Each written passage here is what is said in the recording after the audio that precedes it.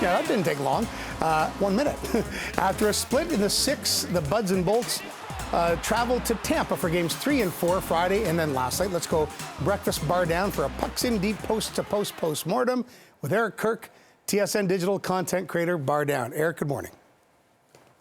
Good morning, George. So let's start with lineup changes for games 3 and 4. Spezza in for Simmons, Hall in for Liljegren, paired up with Giordano, and then Tavares and Nylander reuniting on the second line with Kasha. So let's break these down. Spezza in for Simmons. Could Simmons be back in the conversation for game 5, more, sort of muscle minutes? Yeah, I think there's for sure a chance that we see Simmons back in this lineup. Sheldon Keefe's really shown no fear of tinkering with this lineup before games, during games, after games. He really doesn't care. As long as he's getting the production he gets out of his guys, he's going to do whatever he can. He's changed Kerfoot up to the first line. He's changed Nylander back to the second line. So I for sure think that we're going to see Simmons back in this lineup. Now, Hall for Liljegren paired with Giordano there. Does Liljegren get another look now? I think you have to give Liljegren another look. He played phenomenally down the stretch with Giordano. They were arguably the Leafs' 2 best defensemen when they played together. So I think you definitely got to get him back in the lineup. After the last game, it's time to make a change. It's time to put him back in and see if that makes any difference. Yeah, I felt bad for Hall, but he just didn't look great. A lot of giveaways and just sort of inconsistent play. So Tavares and Nylander, right? Here's a couple guys that looked good last season's playoffs, reunited on that line with Kasha. They came back a bit yesterday in that game last night. Have they done enough through 4 games?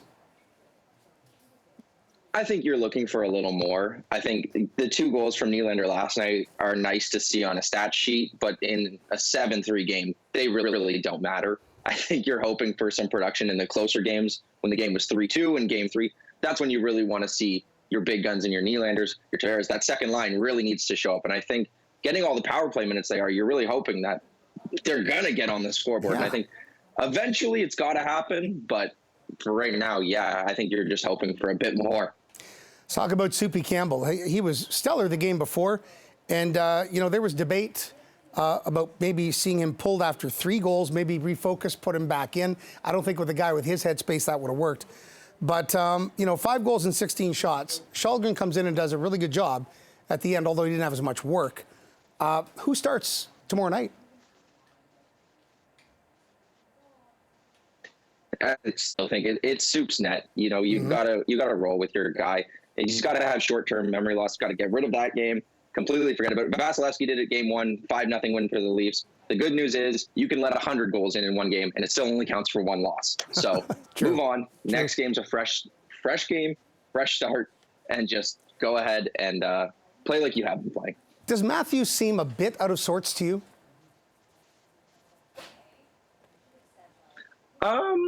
He's getting his shots. I think that's something that you just have to be okay with. They're not always going to go in. Vasilevsky had that one save in game 2 on him where it just hit the knob of his stick and he just barely got it. So he might not be producing on the stat sheet.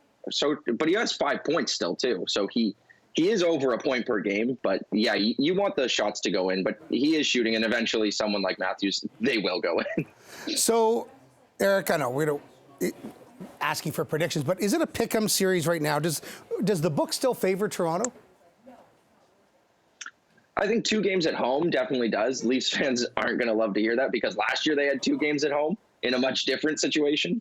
But I think for sure this game, the Lightning have to win 2 games in a row at some point to win this series, and they haven't been able to do it yet. So the Leafs just have to keep on ticking, take their games at home, and that's what home ice advantage is for. Eric Kirk, TSN, Bardown, thank you so much for your time. And we really appreciate your expertise. You're breaking stuff down for us. Have a good one. Thanks, George. You too.